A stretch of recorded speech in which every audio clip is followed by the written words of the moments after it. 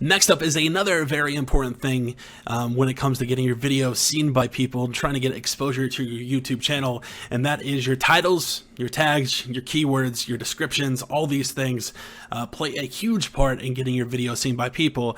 Now, we're living currently in the age of clickbaits, and now, well, I don't really care for it. It's kind of how it goes now on YouTube. You do have to clickbait to get your videos seen by people. Now, of course, you don't want to be extremely like misleading with your titles, your keywords, your thumbnails, your descriptions, all that stuff, because if the video is too misleading, or if all the things, your thumbnail, your title and stuff are too misleading, people can actually flag your video and it can get a strike, a community guideline strike, and these are bad.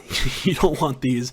They're just as bad as copyright strikes, and if you get 3 of either copyright strikes or community guideline strikes, your channel will be instantly deleted, and typically they're not reversed. So if you put a ton of work into your channel and realize that if you start to fudge the line, if you start to mislead people with your thumbnails, your titles, all that stuff, it can just pretty much erase all the progress you made on YouTube, and it's very disheartening.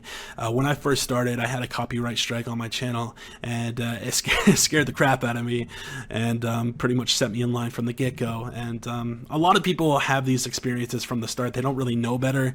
They get the copyright strike, whether that be from the copyrighted music, or if somebody just doesn't like the video and just throws a community guideline strike on it. It can scare you straight, and that's pretty much what happened.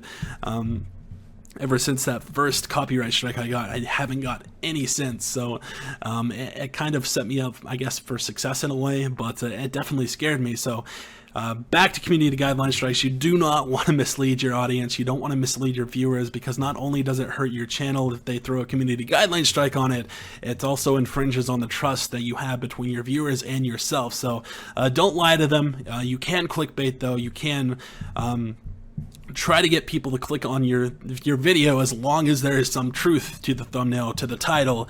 People won't really hate you too much, because it's becoming more and more acceptable to clickbait on YouTube. And I'll cover clickbaits, I guess, more in a future lesson. But for the most part, do not mislead your viewership. Do not mislead your audience. Be straight with them, even if you're going to clickbait. And by clickbait, I mean, say for instance, you're skiing down a hill, something like that. In the title, you put skiing down a hill, almost died, something like that. That's clickbait. Not necessarily misleading, because you're obviously skiing down a hill, and people can kind of interpret you dying in all kinds of different ways. So that is kind of a clickbait title. Typically people will put all caps on their titles as well, and you can mess with that, see if that works for you. Most people do it mainly because it draws attention, and that's the big part, is drawing attention to your video. Typically your video is going to appear on the sidebar of a related video, and if people see your video on the sidebar and there's all caps, a big kind of grabby thumbnail, people are going to want to click on it, and then there you go, you got a viewer. So that's the whole point of clickbaiting, and that's the whole point of trying to draw your audience's attention, or if people are watching other videos, you're trying to pretty much lure them from that video, from that channel, to your video and to your channel. So that's what you have to do. You have to clickbait, you have to put kind of extreme titles, tags and descriptions. And by tags and descriptions, typically you're going to want to put a whole bunch of keywords in your description, kind of explaining what your video is about. Like I said, if you're skiing, put skiing, extreme sports, snow, avalanche, those types of titles. While avalanche is obviously kind of misleading, it's still not necessarily it's not going to get your channel a copyright strike or a community guideline strike, but those are good keywords for that type of video, and you will learn what works and what doesn't work for you.